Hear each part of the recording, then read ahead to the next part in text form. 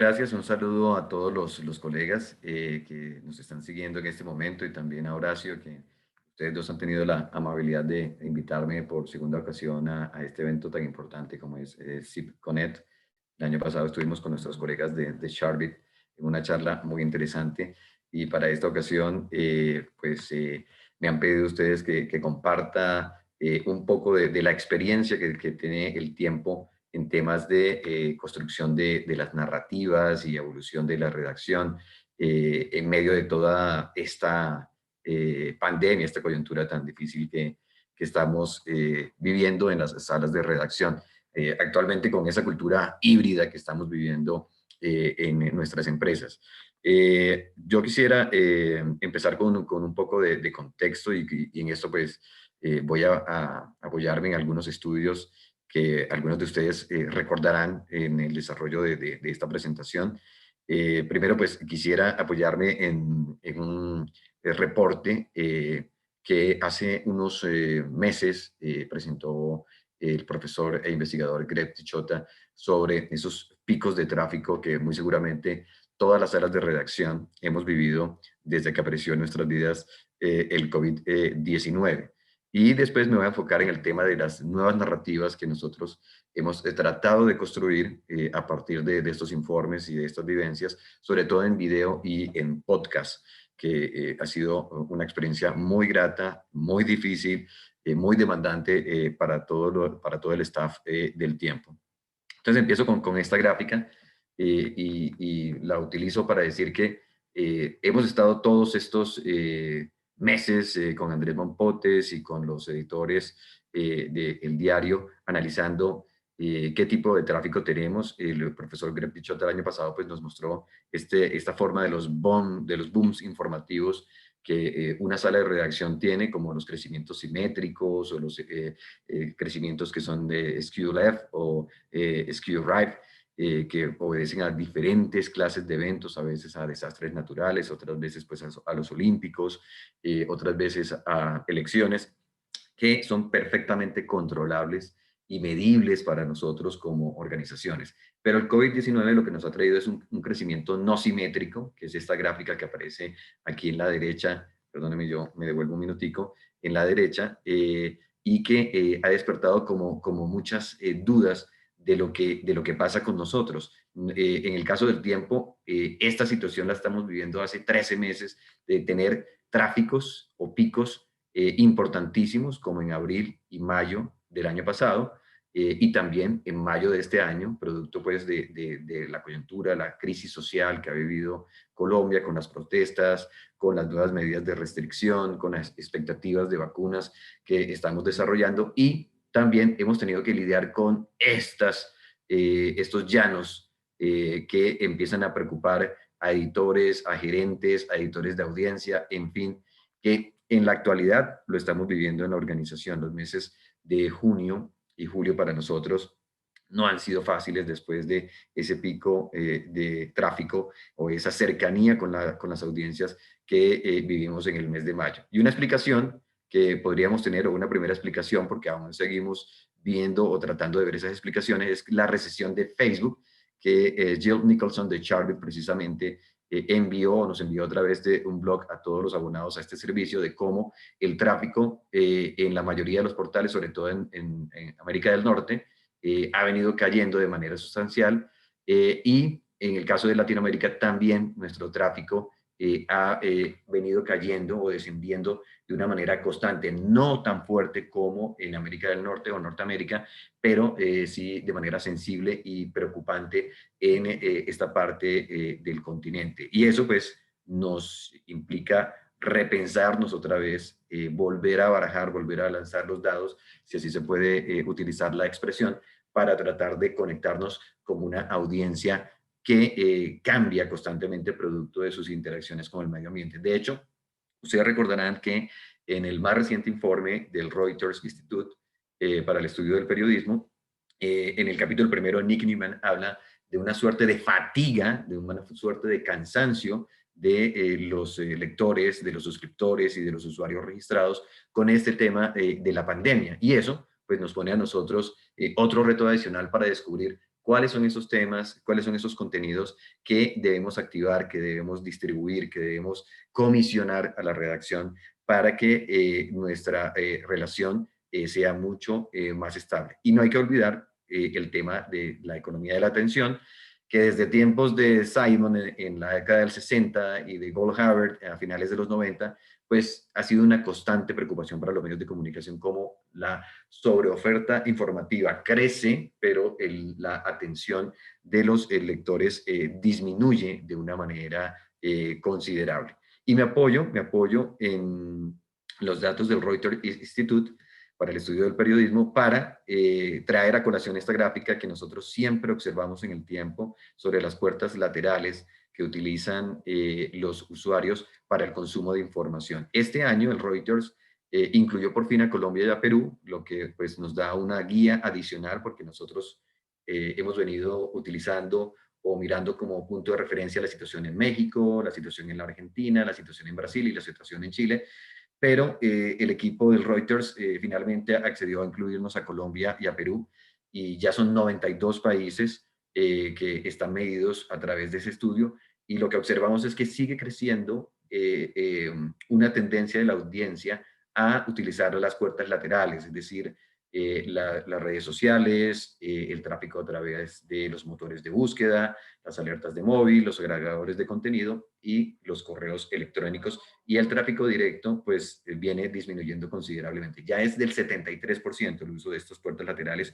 Yo recuerdo que en las ediciones pasadas, a esta edición número 10 del Reuters, el porcentaje era algo así del 65% de puertas laterales, hoy es del 73%. Y para quienes vieron el reporte del Reuters, muy seguramente van a recordar esta gráfica también que se enfoca en los menores de 35 años, que son muy posiblemente nuestros clientes del futuro, nuestros usuarios del futuro o del presente futuro. Y vemos aquí cómo el porcentaje, Ricardo, Horacio y compañeros, aumenta considerablemente, aumenta al 81% y disminuye el tráfico directo, lo que nos plantea un nuevo reto en términos de la economía de la atención, de decir, bueno, ¿qué vamos a hacer definitivamente para mantener a las audiencias que premian o que son fieles a nuestros contenidos, y qué vamos a hacer y cómo vamos a presentarnos en todos esos canales adicionales donde las personas están buscando no solamente información, sino entretenimiento, compartir, interactuar, que es una discusión que más o menos planteó Laswell en el 48 del siglo pasado, de que los medios de comunicación no solamente tienen que informar, sino que tienen que educar, tienen que entretener, tienen que dar perspectiva, pero esa suerte de batalla parecería que la estamos dejando en manos de terceros y hemos perdido ese espacio según este cuadro. Aquí, y antes de pasar a esa construcción de narrativas que nosotros hemos realizado en nuestro staff, en nuestra sala de redacción, vemos también cómo Facebook, que es una de las principales fuentes de tráfico en la mayoría de los periódicos, pues empieza a tener una variación con respecto a YouTube, con respecto al porcentaje de búsqueda por cualquier tipo de propósito. YouTube registra un 62% en este corte del 2021. Facebook pasa al segundo lugar, lo que pues nos da una perspectiva importante, pero también miren ustedes este crecimiento de WhatsApp, que es del 52%, viene creciendo de manera exponencial, y también nos llama a preguntarnos qué tipo de narrativas o de contenidos vamos a distribuir y vamos a construir para este tipo de canal, y particularmente para esta plataforma de mensajería instantánea, que como lo dice el reporte, es encriptada, es de difícil verificación. Eduardo Tesler hablaba un poquito de ese tema de las fake news y del contenido valioso de los medios de comunicación, cómo vamos a estar ahí. Y ya en el fondo de la tabla, pues vemos este contenido de Instagram, o esta plataforma Instagram, que está creciendo al 39%, y por primera vez, de lo que yo recuerdo en los reportes del Reuters, en sus 10 versiones, aparece TikTok como una de las plataformas que más está creciendo, y que al final de esta presentación vamos a ver que TikTok y Quai van a plantearnos un reto adicional en términos de construcción de narrativas y en el término de pastorear o mantener a nuestras audiencias. Y si vemos el cuadro con respecto a solo consumo de noticias, se ratifica la caída un poco en el consumo desde Facebook, del 36 al 32, y también el crecimiento de estas plataformas que les he mencionado, Instagram, donde ya estamos la mayoría de los medios actuando, TikTok, donde algunos, como The Washington Post, lo están haciendo muy bien en este trabajo, pero para la mayoría, y particularmente para nosotros en América Latina y en Colombia, pues tenemos toda una tarea por realizar en términos de conectarnos con los formatos de video corto. Ahora, un resumen final de Reuters es cómo nosotros hemos podido colonizar algunas plataformas en términos de relación con nuestros lectores en Twitter, en Facebook, donde compartimos también un porcentaje proporcionalmente mayoritario con la gente del común, pero ya en temas de YouTube, que es donde está creciendo, y en Instagram, donde, como lo muestran los gráficos anteriores, también está creciendo el consumo de información, ya son las personalidades, los influencers, los que están dominando este mercado y nos plantea un tercer o cuarto reto adicional para todas las salas de redacción. Si hacemos solamente el foco para Instagram, para Snapchat, que en Colombia no funciona tan bien como puede ocurrir en otros mercados, y TikTok, que sí tiene una penetración supremamente importante. Si ustedes vieron la Eurocopa, habrán recordado todo el posicionamiento de marca que hizo TikTok en este evento, y si vieron la Copa América en Brasil, recordarán que Quite, el directo competidor, también hizo una activación de marca supremamente importante, de la cual nosotros no podemos ser ajenos. Aquí, la delantera la han tomado proporcionalmente las personalidades, influencers, Instagramers, TikTokers, y tendremos que discutir si podemos revertir esa tendencia, si debemos participar de una manera mucho más activa, o cómo debemos participar para construir ese tipo de audiencias y fidelizarlas. Y este cuadro no pertenece al último reporte, sino a la versión número 9 del Reuters, y lo traje a colación porque pues ratifica un poco la tendencia de las audiencias jóvenes de buscar el podcasting, el podcast, y abandonar los formatos tradicionales como el radio, lo que para El Tiempo, un periódico de 110 años de historia, representa también un reto adicional en el que hemos incursionado de manera exitosa. Voy a saltarme este gráfico de las necesidades de educar un poco a las audiencias sobre lo que es un podcast y cómo pueden acceder a él, y las razones que ellos expresan, sobre todo en Europa y Estados Unidos, para decir que no conocen el podcast y todas las tácticas que nosotros debemos enfrentar para penetrar de una manera mucho más efectiva este mercado. ¿Qué hemos hecho nosotros en El Tiempo en este último año? Pues nos hemos basado en la data. Nosotros humildemente decimos que somos una redacción orientada a la data. Tenemos una integración con el Departamento de Inteligencia del Negocio, Business Intelligence, y con producto para segmentar la información, para crear clústeres de información. Uno de los principales retos es tratar de conectarnos con el público femenino.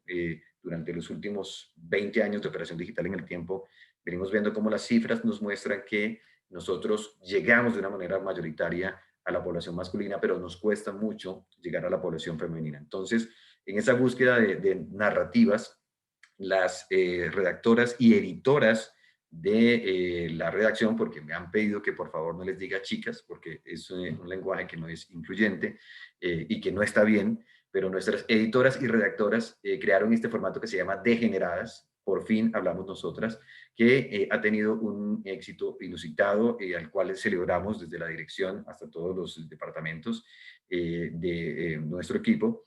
Ellas hablan de los temas que nosotros no podemos seleccionar, no tenemos la visión, no tenemos la experiencia, por supuesto, y ha sido un compromiso total del equipo. Algunas de las editoras y redactoras ya dejaron la redacción porque recibieron ofertas de trabajo en otras instituciones, en otros medios o en gabinetes de prensa de instituciones, pero ellas se mantienen conectadas en la producción de este contenido. Tiene este singular nombre que en la indexación de Google funciona muy bien, pero es un formato que nosotros celebramos y que nos ha ayudado a acercarnos mucho más en términos demográficos a las audiencias femeninas. Hemos tratado también de hacer la transmisión a través de Facebook Live para conectarnos mucho más. Los resultados ahí están por verse todavía, pero en materia de podcasting, ha funcionado muy bien. Este también, que es un tema recurrente, El Tiempo, pues es un periódico de línea tradicional, es un periódico institucional al que le costaba trabajo hablar sobre un tema tan común como es el sexo. Los primeros intentos o ejercicios que hicimos en el pasado fue a través de una columnista que se llama Esther, la columna se llama Sexo con Esther, una columna que se publica los domingos y que en sus primeras ediciones marcaba muy bien en términos de alcance y en términos de tiempo de permanencia de los lectores, pero ya nos planteamos el reto de migrar este formato de sexo a un formato mucho más digital como es el podcast. Y ahí nos apoyamos en el experto de un sexólogo, Ezequiel, un sexólogo de la Argentina, que lo hace muy bien y se ha rodeado de un equipo de redactores y editores del diario, que en algunas ocasiones tienen sus comentarios un poco fuertes y picantes, pero que guarda la línea editorial y ha tenido muy buena aceptación en términos de las plataformas por las cuales nosotros estamos distribuyendo este tipo de contenido. Sexo en tu oído es un podcast que recomendamos muchísimo para que ustedes lo puedan analizar y de pronto sacar conclusiones o derivar productos para sus mercados locales. Trastornos de ciudad es una idea que nace como producto de todo el estrés y todo el tipo de enfermedades mentales que hemos vivido producto del encierro, del producto de las restricciones que se ordenaron en Colombia y en la mayoría de países del mundo para tratar de mitigar el impacto del COVID-19.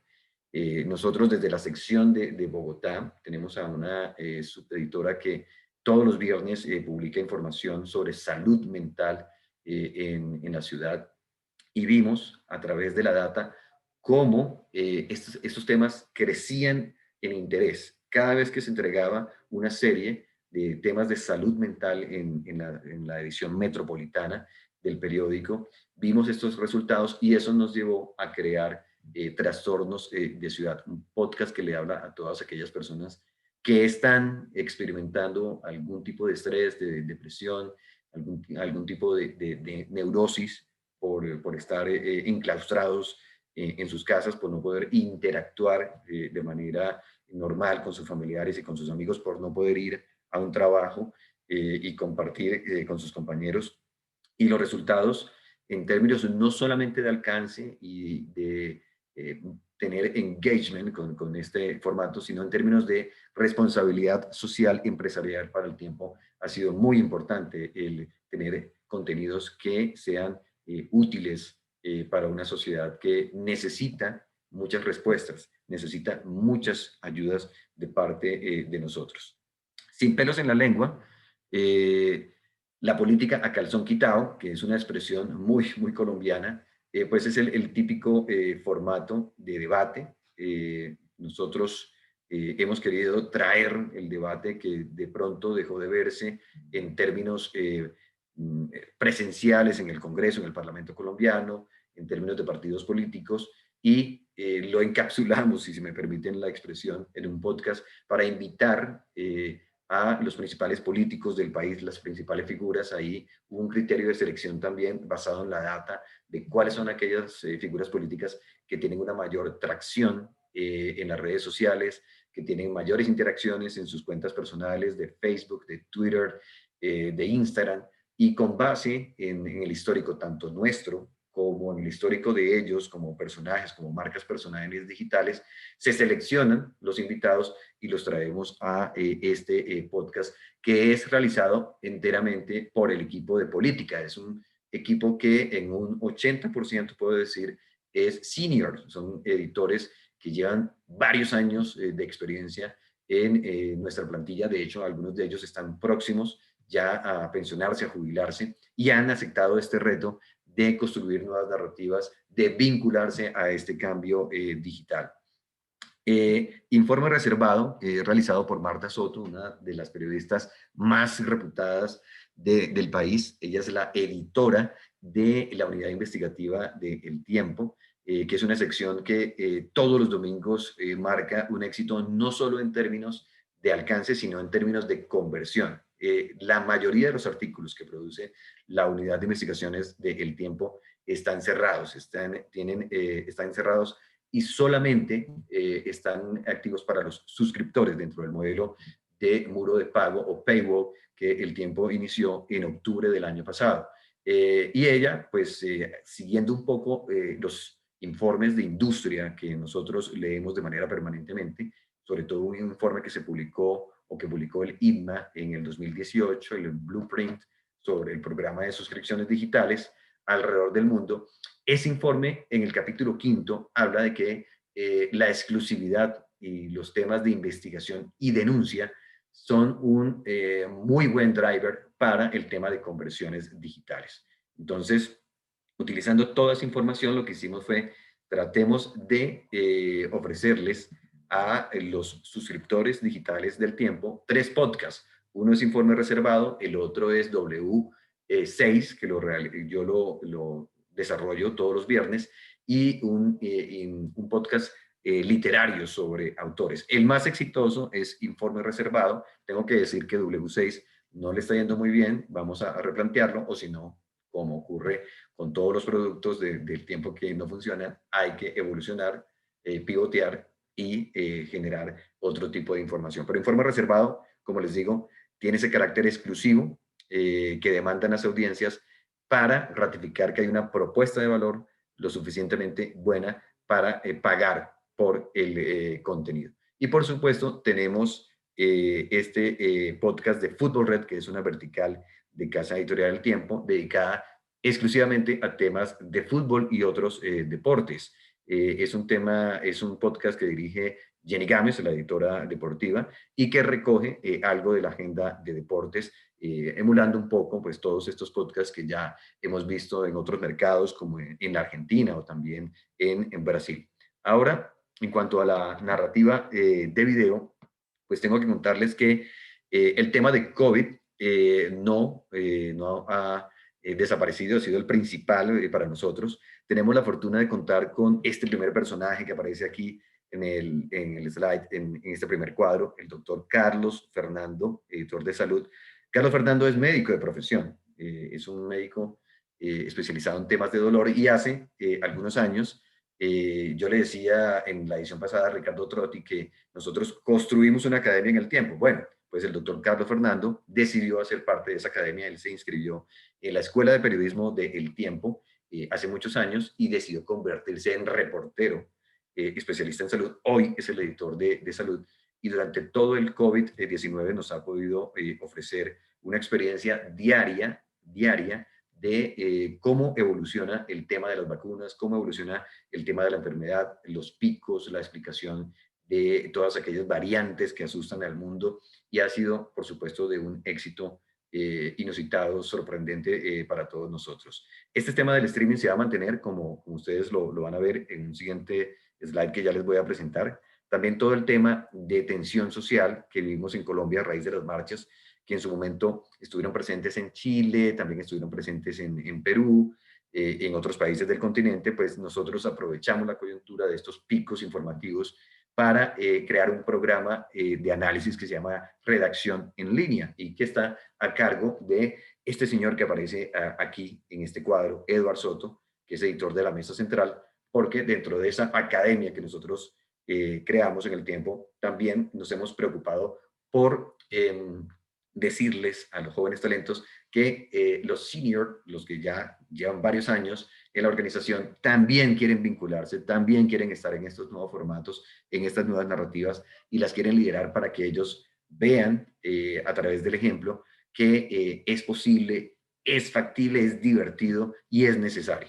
Y en formatos de cultura y entretenimiento, toda la sección de cultura que nosotros teníamos de recomendaciones de fin de semana, sobre todo durante tiempos de pandemia que tuvimos mucho más espacio en casa, pues creamos los llamados formatos verticales o desarrollamos mejor los formatos verticales con un público muy joven, aquí con talento joven, Mariana Gómez Gutiérrez, quien hace parte de nuestro equipo digital joven, y con muy buenos resultados. Y también planteamos una evolución de todas aquellas notas que aparecían en el cuadernillo de cultura del tiempo. Hoy lo migramos muy bien si hacemos el match con los cuadros del Reuters Institute de, bueno, ¿qué estamos haciendo para tratar de alcanzar a esas audiencias jóvenes en Instagram, en TikTok? Este es un ejemplo de los intentos y experimentos que nosotros hacemos en la redacción para conectarnos con ellos, y los números, las métricas correspondientes tanto a Instagram como a TikTok nos han arrojado buenos resultados. En tres datos, es un explicativo, es un explainer muy en línea con lo que nos han dicho los últimos reportes de tenemos que explicar lo que Eduardo Tesla le estaba diciendo de ese espacio, esa necesidad que tienen las audiencias de obtener información verificada, de obtener información totalmente contrastada, de calidad relevante y necesaria. En tres datos es un formato que empezó el subdirector de la unidad de video, Julián Espinosa, y lo hizo muy como yo lo estoy realizando ahora en casa con una lámpara que ustedes no ven, que me está ayudando en términos de iluminación. Él lo hizo también desde su apartamento con una lámpara muy sencilla, con unos elementos de utilizar muy bien el móvil y con sus conocimientos de edición. Y durante todo el encierro que tuvimos, todas las medidas de restricción, él estuvo haciendo estos explainers y lo sigue haciendo, basado pues un poco en todo este tema de ser muy ingeniosos y ser muy recursivos. No podía ir a la redacción por las luces o por los equipos sofisticados que tenía antes del COVID-19, entonces lo aprovechó o lo hizo muy bien desde su casa. No tenía tampoco el dron que tenían o que los amigos de O Globo utilizaron durante las entrevistas que desarrollaron en las terrazas y balcones de los personajes. Así que Julián le tocó con las uñas, como decimos, muy misionero, muy de discipulado, y lo logró de manera exitosa. El Cine y Yo, un formato que buscaba promocionar no solamente las películas de algunos competidores, sino el propio canal que tiene el tiempo, que se llama El Tiempo Live, de invitar a algunos personajes de películas colombianas y de otras series, y al mismo tiempo invitarlos durante el fin de semana a que se conectaran con la programación que nosotros estábamos desarrollando en esa OTT que logramos desarrollar en medio de la pandemia. Y este ejemplo que me gusta muchísimo y que está relacionado ya con el tema del relacionamiento directo con las audiencias. Este es un producto que está orientado solamente para los suscriptores del tiempo. A ellos se les envía una invitación para que se tomen un café con nosotros. Por eso se llama Un Café con el Tiempo, y lo hacemos el último jueves de cada mes. Ya llevamos 3 ediciones, la próxima edición es con el editor de deportes y vamos a hablar de cómo va a ser la participación de Colombia en los Juegos Olímpicos que empezaron hoy en Tokio. La idea es que a través del contenido cerrado enviamos la invitación, los suscriptores de El Tiempo se inscriben y tienen la promesa, la oferta de que pueden preguntarle al editor temas de manera directa. Hacemos un streaming, en este caso lo hicimos con Marta Soto, la editora de la unidad de investigaciones, y se inscribieron más o menos unas 100 personas, participaron solamente 40. Esto pues en términos de números puede ser muy poco para algunos de ustedes que tienen mercados mucho más grandes que el colombiano, pero en términos de fidelización es importante. Tener 40 personas le da un carácter un poco más íntimo, la probabilidad de participación es mucho mayor, y confiamos, digamos, en el que el boca a boca nos ayude a reforzar esa idea de que los suscriptores del tiempo están viviendo una experiencia diferente, una experiencia única, que los estamos consintiendo, que los estamos incluyendo dentro de la operación, y que tienen, digamos, el privilegio de hablar con un editor, una labor que de pronto, o una opción que no tenían en el pasado.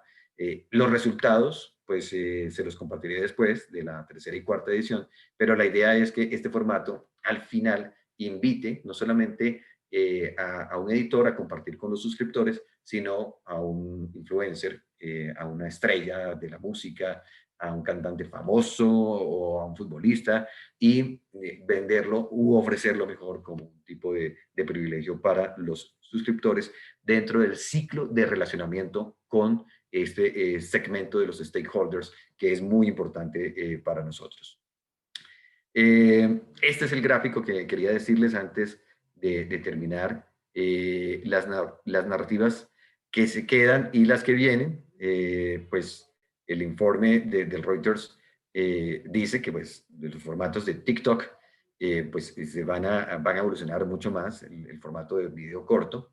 Aquí tenemos dos competidores que les decía, que aparecieron con mucha fuerza en los más recientes eventos deportivos. Hay que ver ahora cómo están en los Olímpicos. TikTok y Quai. Lo que a mí me llama la atención es, Ricardo, es que estos dos competidores, Ricardo y colegas, están pagando por ver. O sea, nosotros estamos en un esquema, luchando en la mayoría de nuestros mercados, de pedirles a los lectores que paguen por ver a nuestro contenido. TikTok y Quai entraron en la lógica hace varios meses de pagarles a los usuarios de sus plataformas a través de un sistema de bonos de pagarles por el tiempo de permanencia. ¿Usted está aquí viendo videos? Bueno, yo lo voy a compensar en términos de permanencia, de fidelidad. Eso crea un motivador externo muy fuerte para nosotros como industria. Y vuelvo a los gráficos iniciales que les mostré del Reuters de cómo se nos escapan esas audiencias jóvenes. Si estas audiencias jóvenes crecen con ese estímulo externo, con ese motivador externo de que a mí me pagan por ver y no yo pago por ver, pues la ecuación cambia completamente para nosotros. ¿Qué tenemos que hacer? ¿Cómo tenemos que responder? Quizás con algo más de gamification, algo más de reconocimiento para los lectores. Recuerdo alguna vez que, no sé si fue The Economist que creó el Knowledge Builder, una especie de puntaje o millaje que le daban a los lectores por cada nota que consumían o leían, y ese sistema de puntuación les ofrecía cierto tipo de fidelización con sus audiencias. No sé, ahí dejo ese interrogante. La industria, nosotros, este es un reporte que se publicó recientemente en uno de los newsletters que usualmente me llegan, en el que los medios de Estados Unidos creen que pues, van a seguir experimentando con los formatos de streaming, que creo que la mayoría de nosotros lo va a hacer. Mientras nosotros, como medios maduros, estamos pensando de pronto en el streaming, es muy factible que nuestras audiencias jóvenes estén siendo fidelizadas por ese tipo de iniciativas. Entonces, creo que hay que buscar un balance exacto entre esta fórmula y esta fórmula que nos puede servir por 3, 4, 5 años más, pero quizás en esos 5 años la ecuación haya cambiado totalmente. Puede que me esté equivocando, puede que no, pero es un tema que no podemos perder de vista. ¿No? Recuerden ustedes este libro de la doctora Mary Aiken, Los ciberefectos de Cyber Effects, que habla mucho de ese uso que hacen algunas plataformas como estas del carácter impulsivo de nuestros jóvenes, de nuestras sociedades, para manejar el engagement y la construcción de hábitos muy fuertes. Ese tipo de temas también no pueden desaparecer de nuestras salas de redacción y tenemos que no solamente aliarnos con los científicos de data, sino con los ciberpsicólogos para tratar de conectarnos con estas jóvenes audiencias que cada vez son más difíciles para nosotros. Y sumado a este tema de la economía de la atención que mencioné al comenzar la presentación, de cómo cada vez es más difícil para nosotros el luchar contra el bounce rate, la tasa de rebote, contra el tiempo de permanencia. Recuerden estos ejercicios que hacen The Economist y también el ejercicio que hace The Financial Times de cambiar las métricas de frequency, presence y volume o active users, que es el nuevo foco de métricas que tenemos que seguir y cómo tenemos que luchar con este tipo de comportamientos en nuestras sociedades que nos plantean nuevos desafíos para todos, más allá del efecto de la pandemia. Así que, pues, son las 10:43 en Colombia. Ricardo, yo creo que he hecho el esfuerzo para que tu programación de hoy no sufra ninguna ninguna alteración y todos los conferencistas puedan estar a tiempo. Entonces yo dejo Todo mi lo, presentación hasta acá. todo lo contrario. Nos encantaría seguir mucho más tiempo con vos, con todo lo que has explicado. Me pareció magnífica la forma en que ustedes ven todos los estudios que se van programando, al menos los que mencionaste de Reuters y de las otras agencias en los últimos 10 años y cómo fueron acompañando los contenidos. Bien que decís vos, cómo abrir las puertas laterales, ¿no? Y cómo generar contenidos para que esas puertas laterales la audiencia pueda seguir entrando. Quiero preguntarte, y me gustó mucho también el hecho de que hayas hecho cierta autocrítica de que no funciona el ¿cómo se llama? W6, el podcast. W6, sí.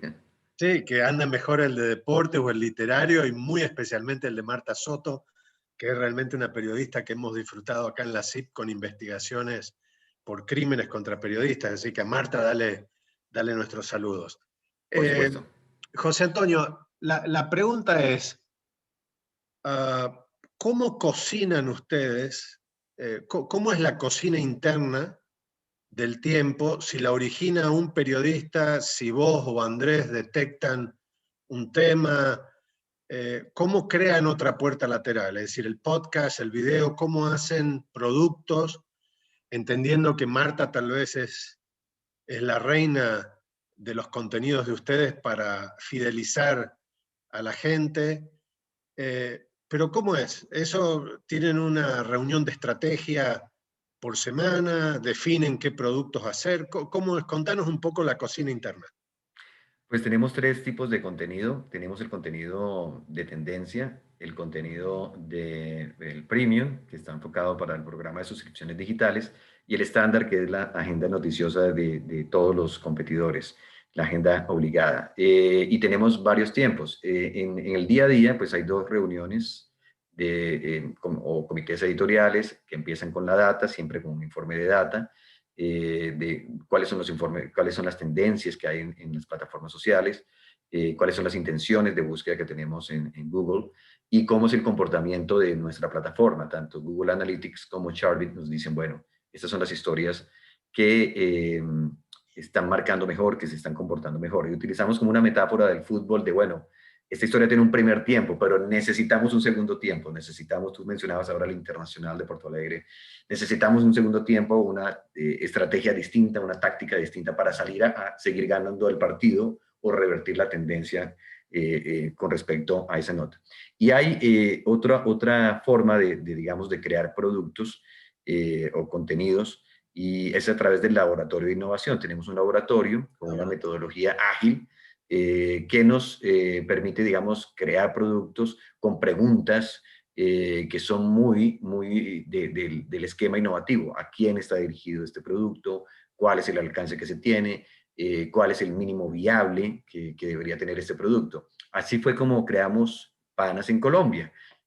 A través de la data, Ricardo y compañeros, descubrimos que en la sección internacional venía creciendo la información relacionada con Venezuela y sobre todo con flujo migratorio de Venezuela. Entonces, empezamos a focalizarnos en esa data y creamos un proyecto que se llama Panas en Colombia, venezolanos en Colombia. Buscamos la financiación del gobierno de los Estados Unidos y también de la ACNUR para poder sostener una plantilla, un staff que ayudara a alimentar no solamente ese site, sino que también dijimos hay que educar a varios stakeholders, no solamente al migrante que llega y busca ayuda, al migrante que de pronto no tiene cómo conectarse en Colombia a nuestra plataforma digital. Pues hay que buscar aliados con las emisoras locales de los puntos fronterizos, sino que también hay que educar a algunos colegas para evitar la xenofobia, tú sabes. Entonces, hicimos unos talleres con la Agencia de Cooperación de los Estados Unidos en las regiones, con colegas de medios regionales. Y eso significó, digamos, una curva de aprendizaje, una transferencia del conocimiento, pero también unos ingresos para la organización, porque fue la Agencia de Cooperación la que financió el programa y para nosotros José Antonio, creo que te cortaste. No sé si lo están escuchando, me parece que se ha cortado. Sí, sé que se cortó. Horacio, pregunto para... Una historia de España, Okay. las agujas se disparan. José Antonio, la definición tuya de las últimas frases se cortaron, estuviste congelado. ¿Nos podés repetir eso, por favor? Ahí veo que está cortado. A ver, ¿podemos solucionar esto, Horacio? Si está todavía Andrés Mompotes entre los asistentes, si lo podemos traer a Andrés un ratito, ¿puede ser, Andrés?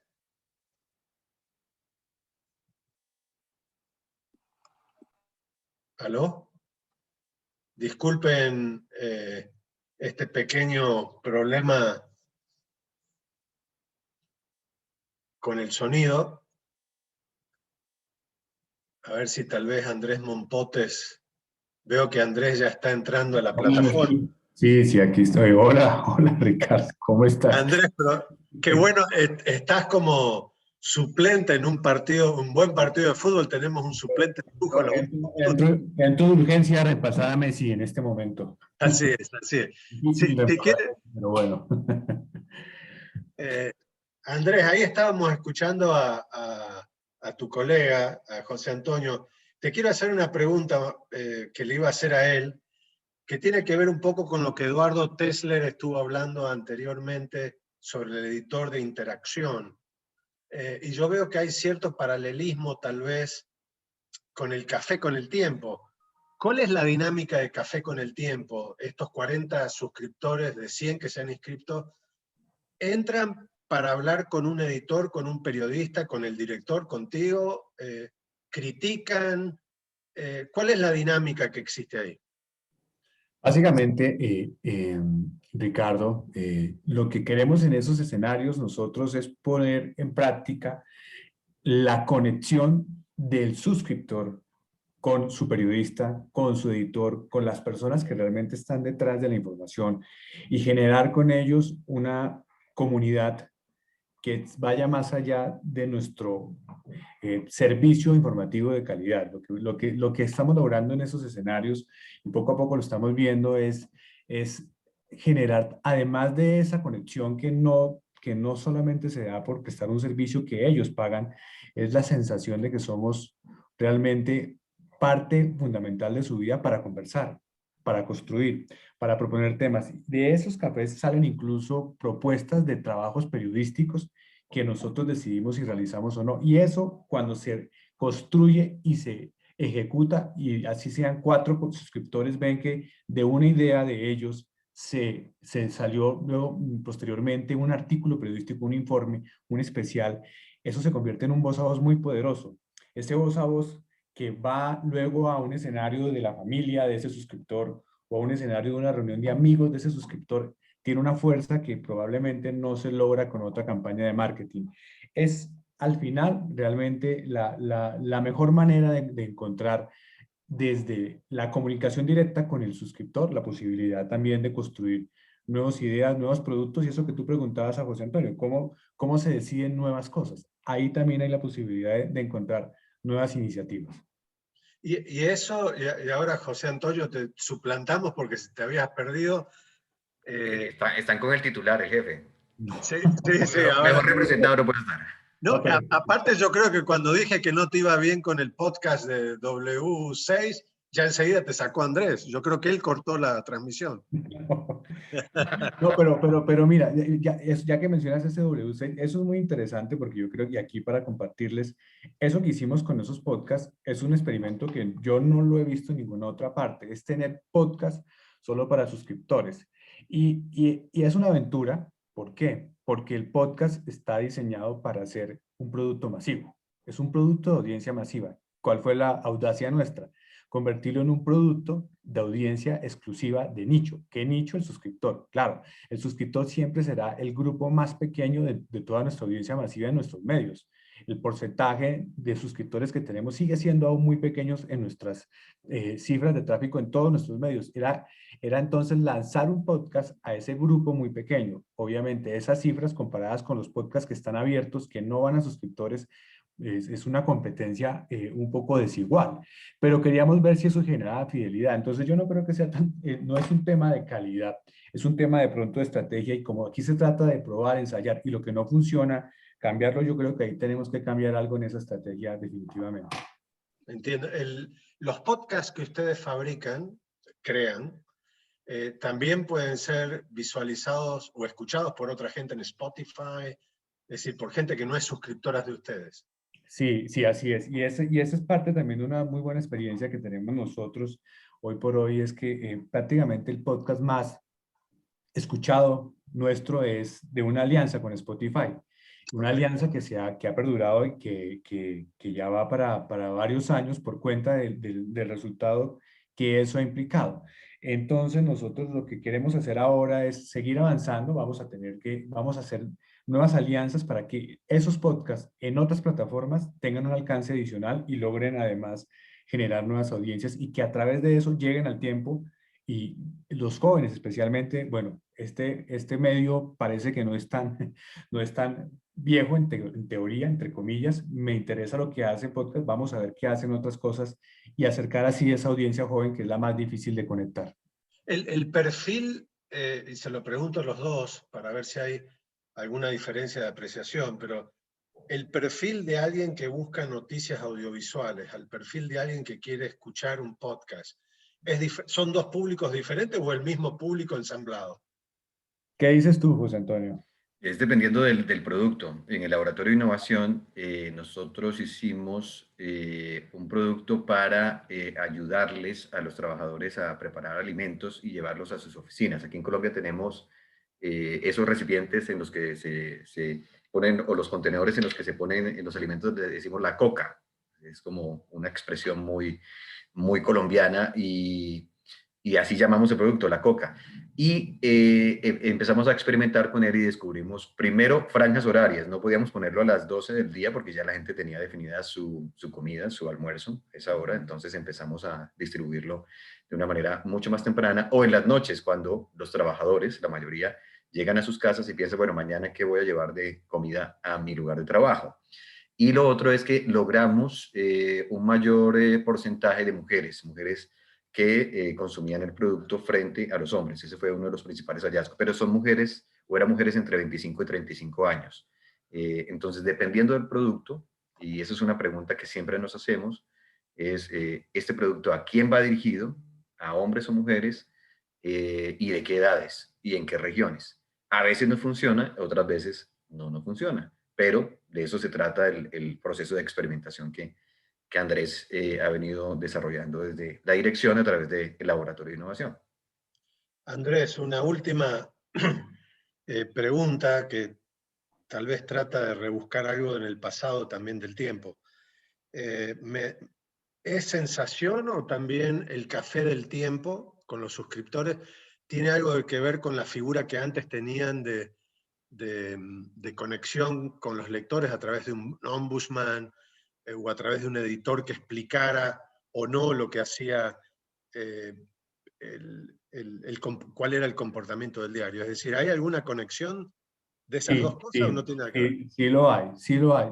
Digamos que sí es un espacio que permite reeditar ese objetivo inicial que tú conociste y que estás describiendo, pero también es cierto que hoy tiene básicamente la meta principal de generar una vinculación más directa con los suscriptores. Entonces, se juntan dos objetivos, pero sí tiene que ver con ese antecedente que tú mencionas, y que de alguna manera lo estamos reeditando para una nueva necesidad digital en relación con los suscriptores del contenido digital. Hay interés del público, y esto lo pregunto en general más allá del tiempo, por la experiencia de ambos en el tema periodismo. ¿Ustedes creen que hay interés de los lectores en conocer la neuropsiquis de un periodista, de cómo trabaja, cómo crea, por qué lo hace, por qué me da ese contenido y no otro? ¿Creen que existe eso? Sí, antes de que José Antonio responda, yo estoy convencido totalmente de eso. Hay un interés que tiene que ver no solo con la curiosidad, sino con la necesidad de transparencia. Porque en momentos en los que nosotros hemos venido demostrándole a la audiencia que somos unos profesionales que legítimamente, pero que además genuinamente queremos hacer bien nuestro oficio, los que están pagando por nuestra información o las personas que quieren acercarse al mundo periodístico, muchos aún llegan con la duda de que realmente lo estamos haciendo así. Y esa neuropsiquis que tú mencionas hace parte de eso.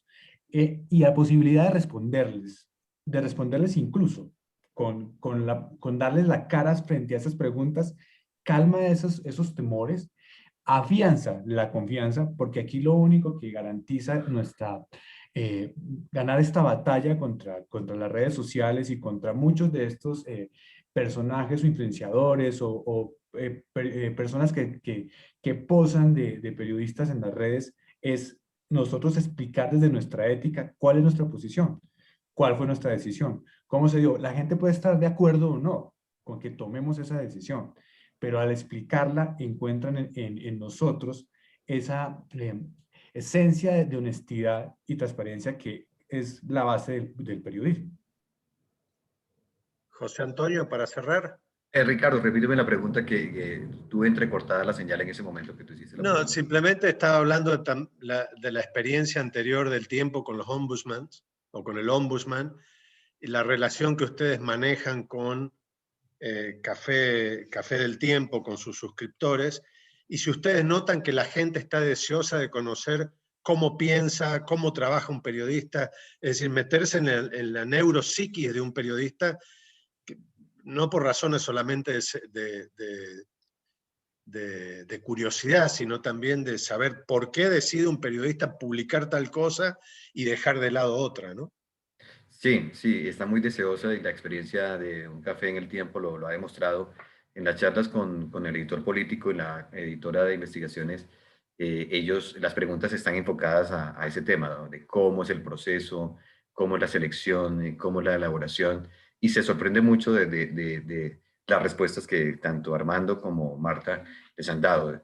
Descubren que al final de cuentas, detrás del teclado, detrás de la pantalla, detrás del micrófono, hay un ser humano muy bien intencionado que trabaja como el que más, que tiene una agenda supremamente difícil y que tiene una presión en ese esquema kantiano de espacio y tiempo que lo angustia. Y al final de cuentas descubre que es un aliado, que es una persona que está ahí cumpliendo una labor social y que no es ese personaje que de pronto imaginó, que es bizarro, que publicó algo porque quiso o porque tiene un interés particular. No, hay razones muy humanas todos los días en un diario para publicar una información, pero siempre, siempre con el mejor sentido democrático y el mejor sentido de construcción de sociedad. Muy amable José Antonio, muy amable también Andrés por la generosidad de compartir lo que hacen bien en el tiempo y sobre todo esta hermosa charla sobre cómo encontrar, dar respuesta a las puertas, a través de las puertas laterales. El diario de ustedes es muy conocido en el mundo por la alta calidad y nos alegramos mucho de ser parte de esto y la generosidad que han tenido para compartir la cocina, de cómo se cocinan las cosas, las ideas, y seguramente Andrés vas a exponer también, te vamos a invitar para que sigamos con el tema en Madrid, en España, ahora para fines de octubre. Como yo Muchas gusto. gracias. Gracias, Ricardo. Gracias a ambos. Gracias, José Antonio. Gracias, gracias.